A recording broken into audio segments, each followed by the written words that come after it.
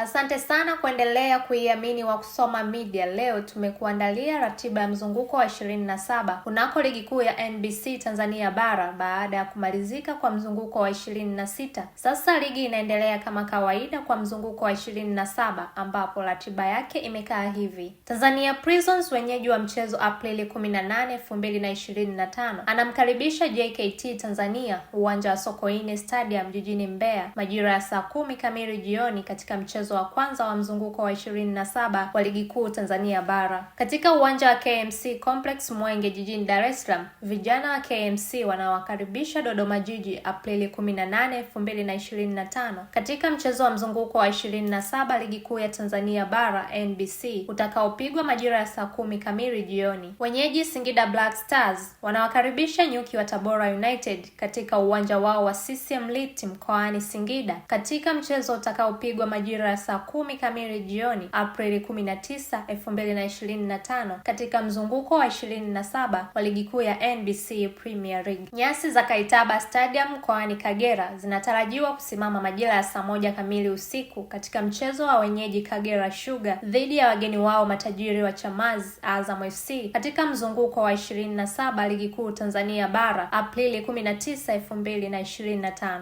Namungo FC wanawaalika wana mapigo na mwendo Mashujaa FC kutokea mkoani Kigoma Aprili 2025 katika mchezo wa mzunguko wa 27 wa ligi kuu Tanzania Bara NBC utakaopigwa majira ya saa 1 kamili katika uwanja wa Majaliwa Stadium mkoani Lindi. Wana Fountain Gate wanawaalika wananchi Yanga katika mchezo wa kwanza wa mzunguko wa 27 ligi kuu Tanzania Bara Aprili 21, 2025 katika uwanja wa Tanzanite Kwaraa mkoani Manyara majira ya saa 10 kamili jioni. Ndani ya uwanja wa Mkokwani Stadium mkoani Tanga Aprili 21, 2025 Coastal Union wanawakaribisha Ken Gold kutokea mkoani Mbeya katika mchezo wa mzunguko wa 27 utakaopigwa mkoani Tanga majira ya saa 1 kamili usiku. Mei 8, 2025 Mnyama Simba Sports Club mwenyeji wa mchezo katika kiwanja cha KMC Complex jijini Dar es Salaam anawakaribisha Pamba Jiji kutokea jiji la Miamba Mwanza katika mchezo wa mzunguko wa 27 ligi kuu Tanzania Bara NBC. Ushindani mkali bado unaendelea kati ya timu zinazopigania ubingwa na zile zinazokwepa kushuka daraja. Mashabiki wanasubiri kuona msimamo wa ligi utakavyobadilika. Naitwa Jessica Bitus, endelea kufuatilia Wakusoma Media.